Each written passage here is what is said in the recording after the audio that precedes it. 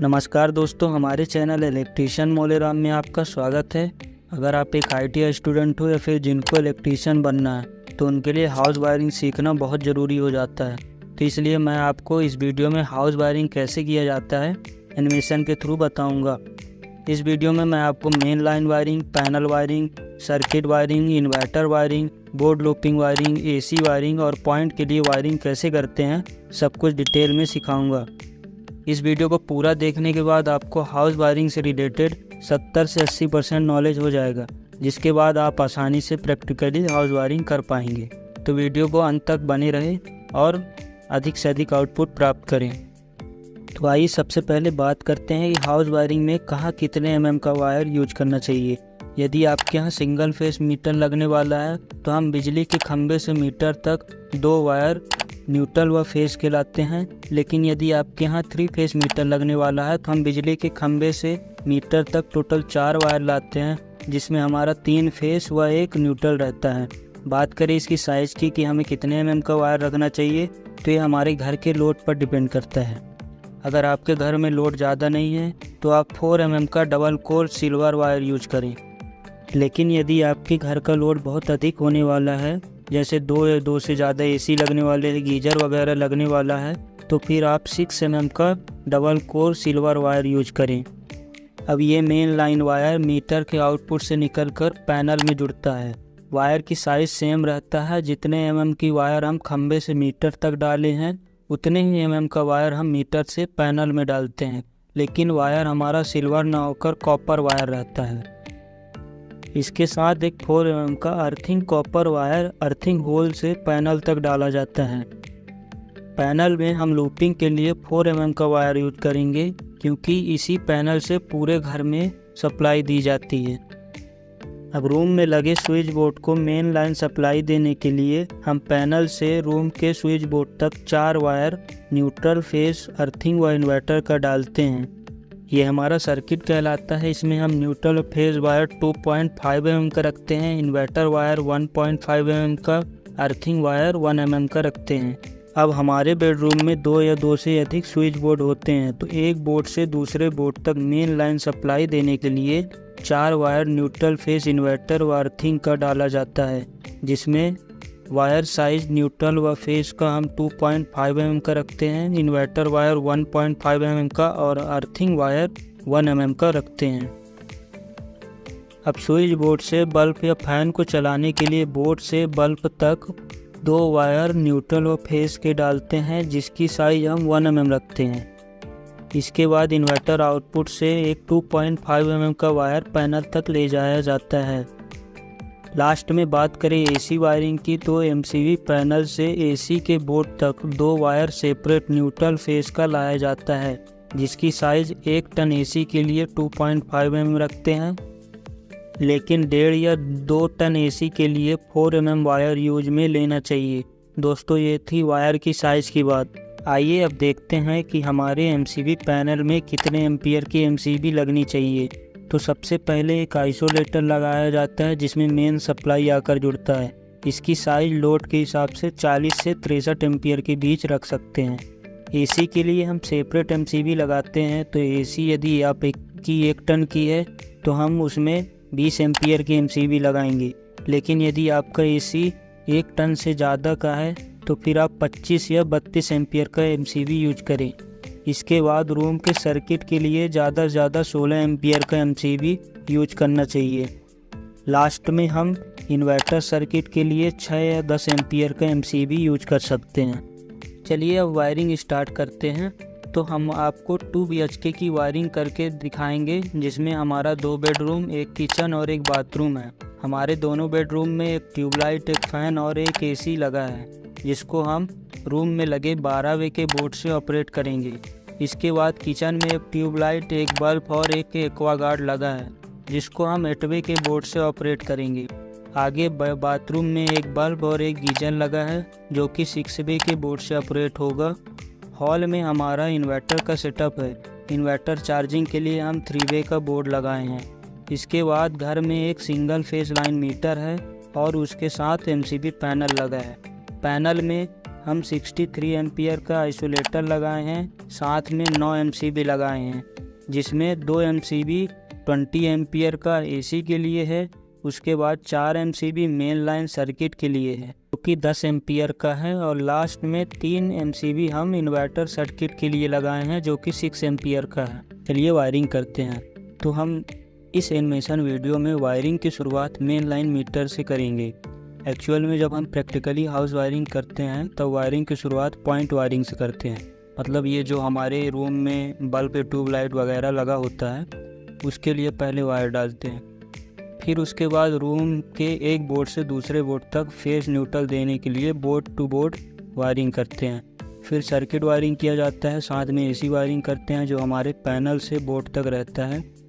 उसके बाद ये सब वायर पैनल में पहुंच जाने के बाद फिर एक एक करके वायर को पैनल में लगे MCB में जोड़ते हैं। उसके बाद लास्ट में जाकर फिर हम मेन लाइन मीटर में जोड़ते हैं। लेकिन ये एनिमेशन में ऐसा करेंगे तो सब मिक्स हो जाएगा, इसलिए हम एनिमेशन में पहले मेन लाइन से वायरिंग करते हुए आपको बैकवर्ड में दिखाएंगे। इनपुट मेन लाइन को मीटर में जोड़ने से पहले मैं आपको मीटर के बारे में बताना चाहूँगा। ये हमारा सिंगल फेस मीटर है। इसमें आपको 4 टर्मिनल मिलेंगे जिसमें से मेन लाइन जुड़ता है। इसके कॉर्नर वाले टर्मिनल इनपुट फेस के और आउटपुट फेस के टर्मिनल होते हैं, और बीच के दोनों टर्मिनल इनपुट न्यूट्रल व आउटपुट न्यूट्रल के होते हैं। मतलब जो कॉर्नर वाले टर्मिनल होते हैं दोनों वो फेस में, उसमें फेस जुड़ता है, और जो बीच वाले टर्मिनल दोनों होते हैं उसमें न्यूट्रल जोड़ा जाता है। तो मेन लाइन जो बिजली के खंभे से डायरेक्ट हमारे घर में जुड़ता है उसके फेस व न्यूट्रल टर्मिनल को मीटर के इनपुट टर्मिनल में जोड़ेंगे। इसमें वायर की साइज़ हम 6 mm रखेंगे क्योंकि हमारे दोनों रूम में AC लगा है। यदि आपके यहाँ AC नहीं है तो फिर आप 4 mm का वायर यूज कर सकते हैं। इसके बाद आउटपुट फेस व न्यूट्रल को आइसोलेटर के इनपुट टर्मिनल में जोड़ेंगे। इसमें भी हम वायर की साइज़ सेम 6 mm का रखेंगे। जनरली सिंगल फेस मीटर के लिए हम 2 पोल आइसोलेटर के यूज करते हैं। इसमें आपको 4 टर्मिनल मिलेंगे। इसके नीचे वाले 2 टर्मिनल इनपुट टर्मिनल होते हैं जिसमें हम फेस व न्यूट्रल जोड़ते हैं, और ऊपर के 2 टर्मिनल आउटपुट टर्मिनल होते हैं जिससे फेस व न्यूट्रल का आउटपुट प्राप्त होता है। तो सिंपली मीटर से प्राप्त आउटपुट फेस व न्यूट्रल को इसी आइसोलेटर के इनपुट नीचे वाले टर्मिनल में जोड़ेंगे, और ऊपर प्राप्त आउटपुट न्यूट्रल को हम पैनल में लगे न्यूट्रल बस बार से जोड़ेंगे। इसी न्यूट्रल बस बार से पूरे घर का न्यूट्रल जुड़ेगा, और फेस का आउटपुट जो मिला है उसको हम MCB के इनपुट टर्मिनल में जोड़कर बाकी MCB से लूप कर देंगे। इसमें हमारा मेन लाइन सर्किट और AC सर्किट रहेगा। ध्यान रखें कि इन्वर्टर के लिए 3 MCB छोड़ दिए हैं, इसकी लूपिंग अलग से होती है जिसको हम आगे देखेंगे। इसके बाद आपने जो घर के लिए अर्थिंग किए होंगे वहां से पैनल तक एक कॉपर वायर 2.5 mm का या 4 mm का लाकर इसी पैनल के अर्थिंग बस बार में जोड़ेंगे। इसी अर्थिंग बस बार से पूरे घर में अर्थिंग प्रोवाइड होगा। अब पैनल में इन्वर्टर सप्लाई देना बचा है तो उसके लिए सबसे पहले इन्वर्टर का सेटअप कर लेंगे जो कि काफ़ी आसान है। तो सबसे पहले बैटरी के प्लस व माइनस 2 टर्मिनल दिख रहे होंगे, उसके प्लस टर्मिनल को इन्वर्टर के रेड वायर में जोड़ेंगे और बैटरी के माइनस टर्मिनल को इन्वर्टर के ब्लैक वायर के साथ जोड़ेंगे, जिससे हमारी बैटरी चार्जिंग होगी और साथ में आउटपुट DC सप्लाई इन्वर्टर को मिलेगा। इसके बाद इन्वर्टर से आउटपुट सप्लाई लेने के लिए इन्वर्टर के पीछे 3 पिन सॉकेट लगा होता है, उसके फेस वाले टर्मिनल में इन्वर्टर आउटपुट मिलता है, जिसको ले जाकर पैनल के लास्ट वाले MCB में जोड़कर बाकी सभी इन्वर्टर आउटपुट वाले MCB में लूप कर देते हैं। इन्वर्टर आउटपुट सप्लाई जो कि इन्वर्टर से पैनल तक डाला जाता है उसमें वायर की साइज़ हम 2.5 mm रखते हैं। आप में से बहुत लोगों का एक सवाल ये रहता है कि इन्वर्टर के आउटपुट न्यूट्रल का यूज क्यों नहीं किया जाता, तो आइए इसको क्लियर करते हैं। तो आपने इन्वर्टर इंस्टॉलेशन में हमेशा ये देखा होगा कि इन्वर्टर आउटपुट से केवल फेस सप्लाई लिया जाता है, उसके न्यूट्रल को हम कभी भी यूज नहीं करते। वो इसलिए क्योंकि घर के मेन लाइन से ऑलरेडी न्यूट्रल कनेक्ट रहता है। न्यूट्रल घर के रिटर्न करंट के लिए होता है, जो कि लाइट ना होने पर भी करंट तो रिटर्न करेगा ही, चाहे वो मेन लाइन का करंट हो या फिर चाहे इन्वर्टर लाइन का करंट हो। बस यही कारण है कि इन्वर्टर के आउटपुट न्यूट्रल का यूज नहीं किया जाता है। दोस्तों, ये थी पैनल की इनपुट कनेक्शन वायरिंग, जिसमें हमने फेस, न्यूट्रल, अर्थिंग व इन्वर्टर के इनपुट सप्लाई को पैनल में जोड़ा है। अब इसी पैनल के एमसीबी के आउटपुट से रूम व किचन में फेस व इन्वर्टर सप्लाई दी जाएगी। एमसीबी से सप्लाई इसलिए दिया जाता है क्योंकि जब भी हम घर में कहीं भी शॉर्ट सर्किट हुआ या फिर ओवरलोड हुआ तो उससे एमसीबी ऑटोमेटिक ट्रिप हो जाएगा और हमारे घर में शॉर्ट सर्किट से आग नहीं लगेगा। इसलिए आप भी एमसीबी का यूज़ ज़रूर करें। पैनल में आप आइसोलेटर एमसीबी के अलावा आरसीसीबी का यूज भी कर सकते हैं, जो कि हमें करंट लगने से बचाता है। तो ये थी पैनल में इनपुट वायरिंग कनेक्शन। आइए अब एक एक करके एमसीबी के सभी आउटपुट को रूम में जोड़ते हैं। तो सबसे पहले फेस सप्लाई को रूम में जोड़ा जाएगा। उसके लिए एमसीबी आउटपुट टर्मिनल को ले जाकर बोर्ड में जोड़ेंगे। तो बोर्ड में कहाँ जोड़ना है, उसका आंसर ये है कि जिस स्विच को आपको मेन लाइन से चलाना है उसमें से किसी एक स्विच के नीचे वाले टर्मिनल में ये फेस सर्किट वायर जोड़ देंगे और बाकी स्विच के साथ लूप कर देंगे। हमने 2 स्विच में ही मेन लाइन सप्लाई दिया है जिससे हमारा सॉकेट चलेगा। इस स्विच से सॉकेट में सप्लाई देने के लिए स्विच के ऊपरी टर्मिनल को सॉकेट के फेस वाले टर्मिनल में जोड़ेंगे। जिस टर्मिनल में L लिखा रहता है वही हमारा फेस टर्मिनल है। इसी प्रकार दूसरे सॉकेट को भी स्विच से सप्लाई देने के लिए हम स्विच के ऊपरी टर्मिनल को सॉकेट के फेस वाले टर्मिनल में जोड़ देंगे। अब इस बोर्ड में इन्वर्टर सप्लाई देना है। तो पैनल के लास्ट 3 एमसीबी इन्वर्टर आउटपुट के लिए है। तो जहाँ भी हमें इन्वर्टर आउटपुट देना होगा तो हम इन्हीं एमसीबी से देंगे। 3 में से किसी एक एमसीबी के आउटपुट को रूम के बोर्ड में जोड़ने के लिए जिस स्विच को हमें इन्वर्टर सप्लाई देना है उस स्विच के नीचे वाले टर्मिनल में जोड़ देंगे। हमने ऊपर के 2 स्विच को इन्वर्टर से किए हैं जिससे हमारा फ़ैन व ट्यूबलाइट चलेगा।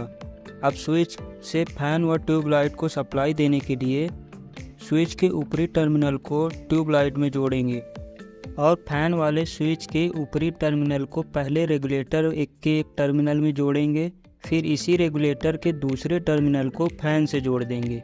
पैनल से बोर्ड तक इन्वर्टर सप्लाई के लिए हमने 1.5 mm का वायर यूज किया है और दोनों पॉइंट के लिए हमने 1 mm का वायर यूज किए हैं। अब बोर्ड में हमें न्यूट्रल व अर्थिंग सप्लाई देना है। तो इसी पैनल के न्यूट्रल बस बार से एक वायर ले जाकर सॉकेट के न्यूट्रल वाले टर्मिनल में जोड़ देंगे।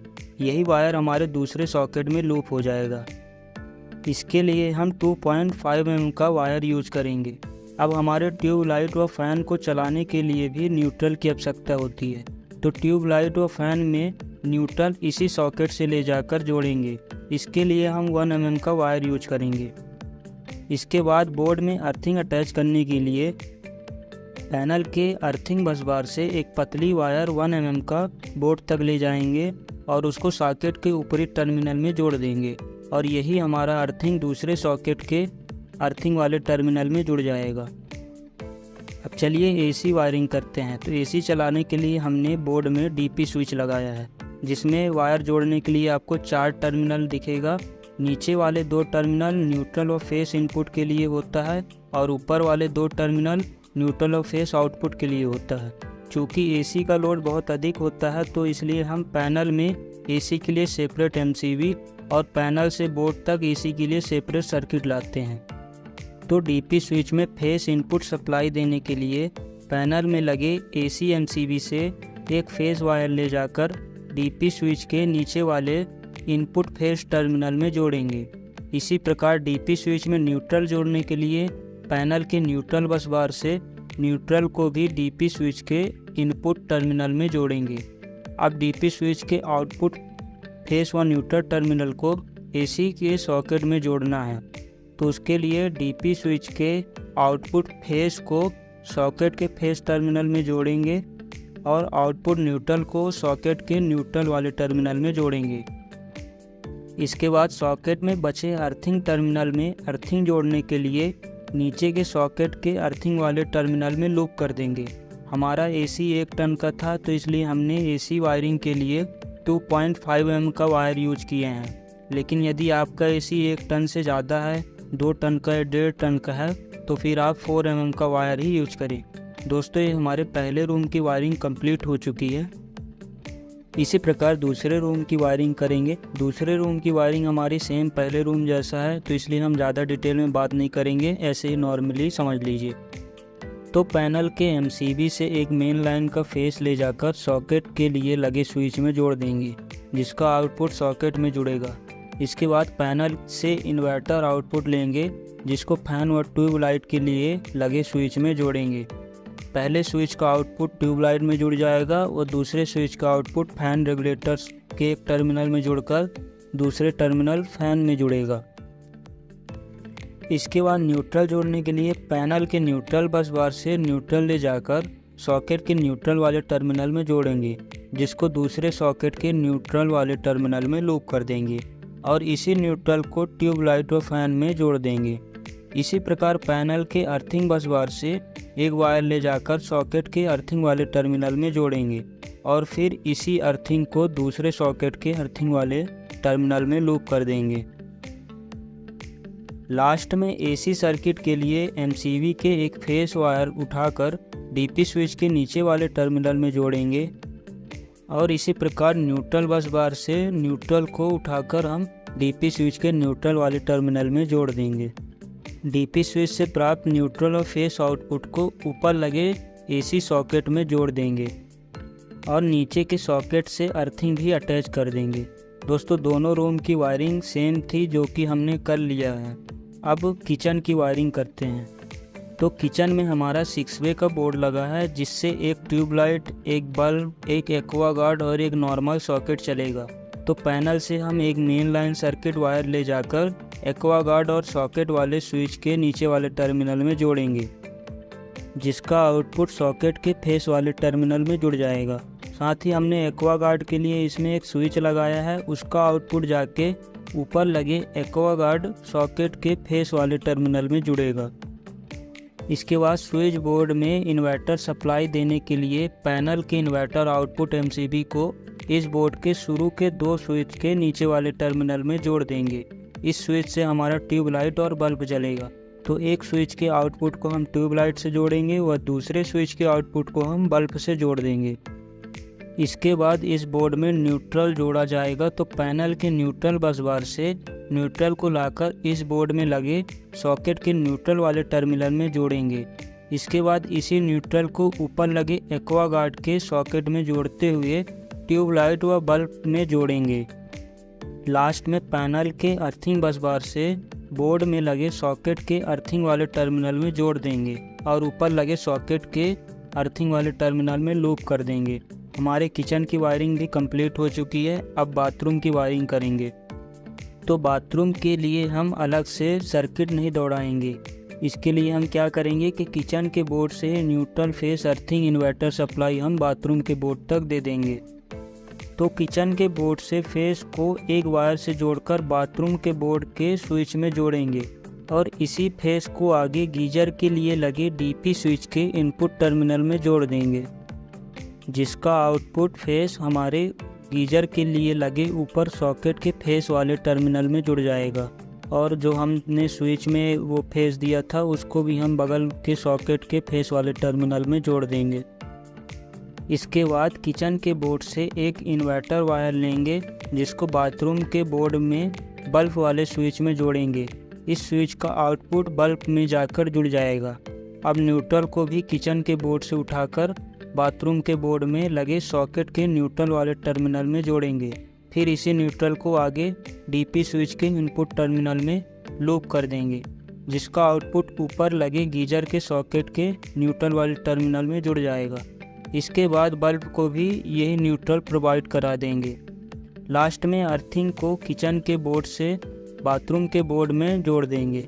हमारी बाथरूम की वायरिंग भी कंप्लीट हो चुकी है। अब लास्ट में एक सर्किट इन्वर्टर चार्जिंग पॉइंट के लिए देंगे, क्योंकि जब हमारा इन्वर्टर चार्ज होता है तो उसमें भी बहुत अधिक लोड रहता है, इसलिए हम अलग से एक एमसीबी चार्जिंग पॉइंट के लिए लगा दिए हैं। तो पैनल के एक एमसीबी से फेस आउटपुट को इन्वर्टर चार्जिंग के लिए लगे सॉकेट के स्विच के नीचे वाले टर्मिनल में जोड़ेंगे, जिसका आउटपुट जाके सॉकेट के फेस वाले टर्मिनल में जुड़ जाएगा। इसके बाद न्यूट्रल अर्थिंग उठाकर हम इसी सॉकेट के न्यूट्रल व अर्थिंग वाले पॉइंट में जोड़ देंगे, दोस्तों हमारे पूरे घर की वायरिंग कंप्लीट हो चुकी है। आप इसी प्रकार 3 BHK 4 BHK की वायरिंग कर सकते हैं। अगर आप इस वीडियो को लास्ट तक देखे हैं तो आपको बहुत कुछ सीखने को मिला होगा। वीडियो अच्छा लगा हो तो लाइक करें और ऐसे ही इलेक्ट्रिक संबंधित वीडियो देखने के लिए हमारे चैनल इलेक्ट्रीशियन मोले राम को सब्सक्राइब करें। और यदि आपको हाउस वायरिंग की प्रैक्टिकली वीडियो चाहिए तो कमेंट में यस लिखें। 1000 कमेंट होने पर हम प्रैक्टिकली हाउस वायरिंग पे वीडियो बनाएंगे। Thank you.